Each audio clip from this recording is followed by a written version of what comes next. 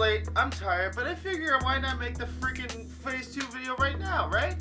Fuck it, let's sleep. So anyway, starting this whole Phase 2 part, we're gonna do exactly what I did with the Phase 1 video, that I'm gonna talk about all the movies in Phase 2, and we'll go from there. So we're gonna start with, I have like a huge pile since like the first video is still here. There we are. We're gonna start with Iron Man 3. What can I say about Iron Man 3?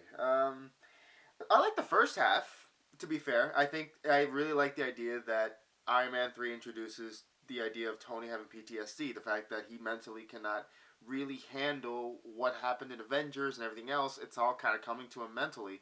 And he has anxiety attacks, and he can't sleep, all that kind of stuff. And that's really, and that's a really interesting aspect. I love that storyline. I love seeing that storyline and how it affects him as a person, and also again really showing how fantastic the people in his life are. Really, that's right, Pepper. Just say that they're going to leave him alone and sleep in another room because he had a nightmare which woke up one of the Iron Man suits. The best thing to do instead of consoling him is to go downstairs and be mad. But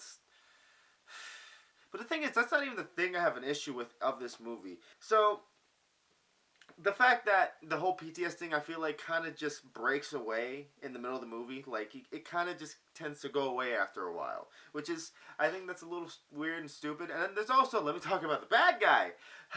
So the Mandarin is kind of a big deal as far as Iron Man goes, right? You know, like in the comic books, he's magic. So, you know, it's technology versus magic. And it kind of brings about this whole ordeal with Tony. But in this one, they decide to make him a terrorist, which, you know what, when you think about the whole PTSD mentality thing, when you have a terrorist being the antagonist, it could probably really bring him back to that cave in the first Iron Man movie. That would have been neat. They didn't do that. He's an actor. That's exactly what we wanted. That's exactly one of his big villains being nothing but an actor. Just paving the way for the Extremis storyline, paving the way for all this kind of bullshit, paving the way for his house to be destroyed, even though he apparently had a protocol to awaken all of his suits. But that's fine. That's fine. Paving the way to awaken all of its suits, but wait till the end to make a really cool climax scene. That's cool. And then to blow him up because he's done being Iron Man until the next Avengers movie. And we all knew that was going to happen. Why not? Remember in the first video I made where I said that he probably could have gone and surgically removed all of his metal shards? Yeah, I got that idea from this shit. Because he did that. Apparently he could have done that any time. To just really bring that out of his ass, and also the fact that there was an entire movie where the premise was the thing that was apparently saving his life was also killing him in his chest, but apparently if he could have just gone to the fucking doctors, it would have been just fine. But nope, that would just alleviated the entirety of Iron Man 2. Basically what I'm saying here is, the first part of Iron Man 3 I liked. I thought that was cool. The second part I hated and it was bullshit. Moving on. Okay, so we're going to Thor the Dark World now. Let me tell you, I really cannot wait to actually talk about the Thor movie I actually really like. Because right now, it's really back to the first situation of, I don't really care, you know. It has some things, you know, it introduces another Infinity Stone. Loki kind of dies, I guess, but mostly takes over Asgard disguised as Odin. Thor's mom dies. That's another one. And, yeah, that's about it. That's pretty much everything, and you could probably read that on a wiki or something, and you'd be all set for Thor and other movies. That's mean. That's really mean to say. It's just, I just don't care about the Thor movies, except for the third one. You know? So, like, it's not my deal. I don't think it's a bad movie. I care less. Let's see what we got. Oh my god, yes. I get to talk about the Winter Soldier. Oh boy. Okay, so I've said before that I really like the first one, and then the second one comes out, right? And it really kind of just shows a different kind of setting for the character himself. Really, it feels like the first movie is like looking at the world through rose-colored glasses. It kind of has that cool aesthetic feel, and then this one is really kind of showing Cap in kind of a variation of the real world, you know, especially the modern day, where being Captain America in the 40s is not being Captain America in the 21st century. In 2014 is when this movie came out, right? Before even the big problem, the big actual mountain that Steve would have to climb throughout the film, he was already having problems. You know, he was struggling to really be a soldier as far as Shield goes. He was really struggling to figure out exactly what the right thing was as far as everything was. He really is probably struggling to figure out exactly what Captain America should be in this world that we're in.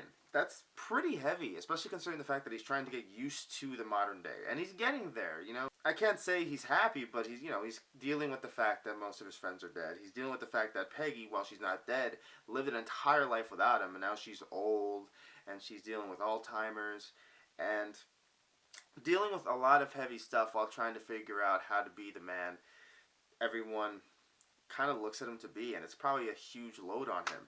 So, let's add on to the fact that S.H.I.E.L.D. has been infiltrated by Hydra for decades. Let's add on to the fact that he's now framed as a criminal by S.H.I.E.L.D., by Hydra. And let's deal with the fact that Bucky, that died in the first Captain America movie, turned out not to be dead, has a metal arm, and is also an assassin of Hydra.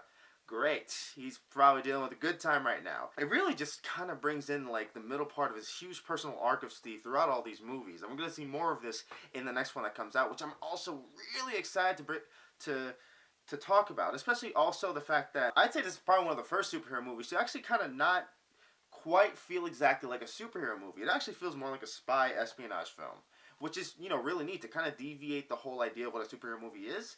And this being one of the first ones in the MCU to actually do that. Major points.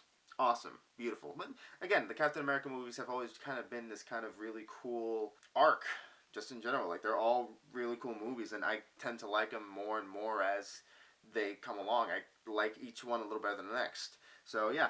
Awesome. It is really fun to do a video when it's midnight and you're beat and you gotta wake up early tomorrow.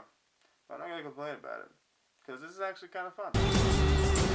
Alright, so now we go into the one that I don't even think anyone really expected to be really, really good, really awesome, being Guardians of the Galaxy.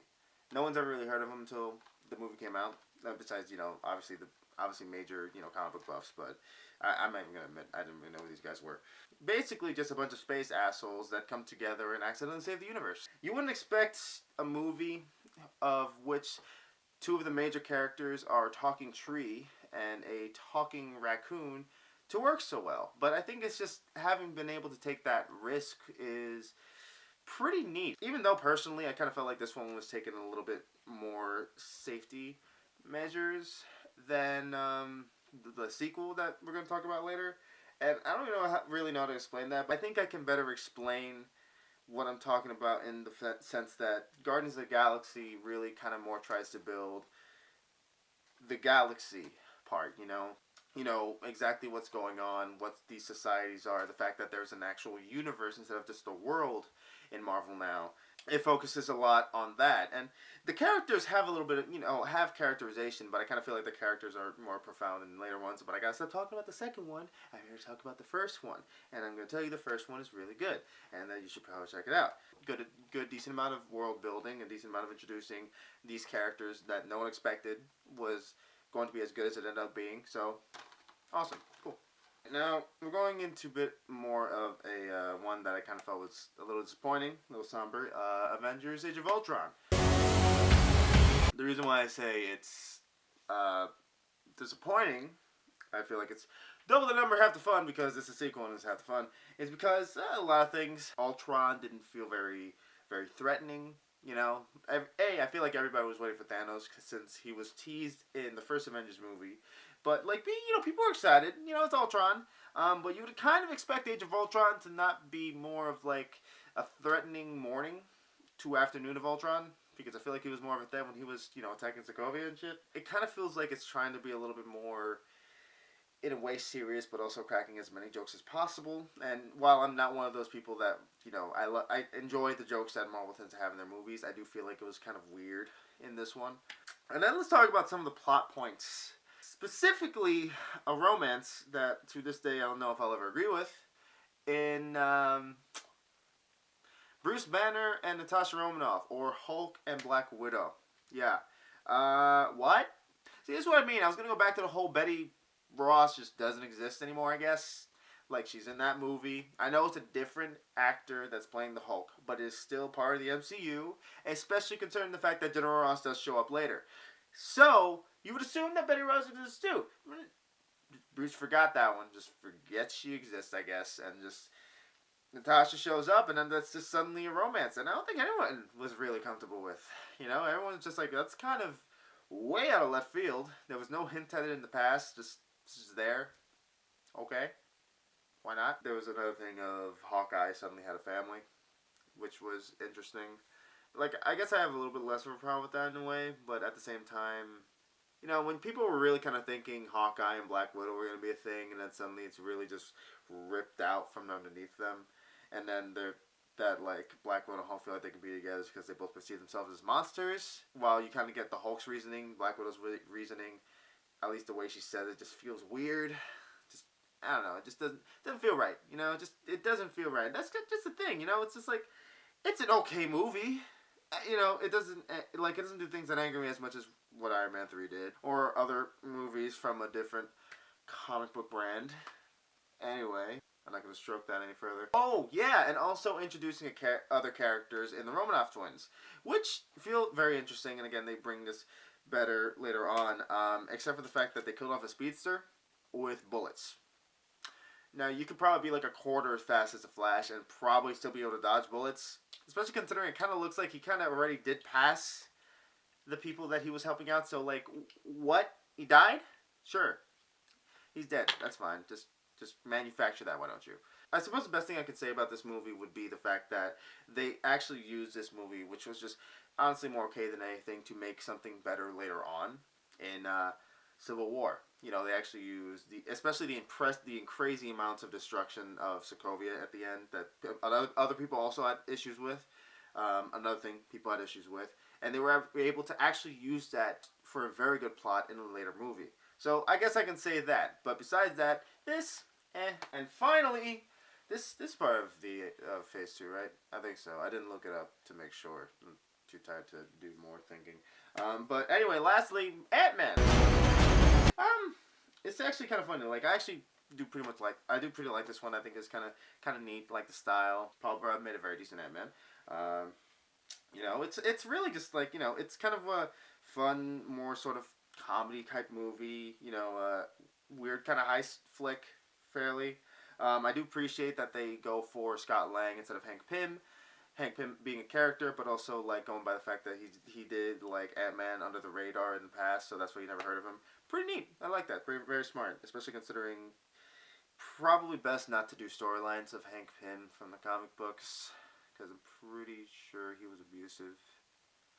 So yeah, Scott Lang, criminal, but a criminal with a heart of gold. Besides that, origin movie, you know, by the numbers, bad guy, cool suit. Yeah, Missy was cool. Cool fights, like the shrinking aspect. The quantum realm was also really neat. But yeah, other than that, not really much to say. Just, it was cool. That's all. So that's what I have for Phase 2.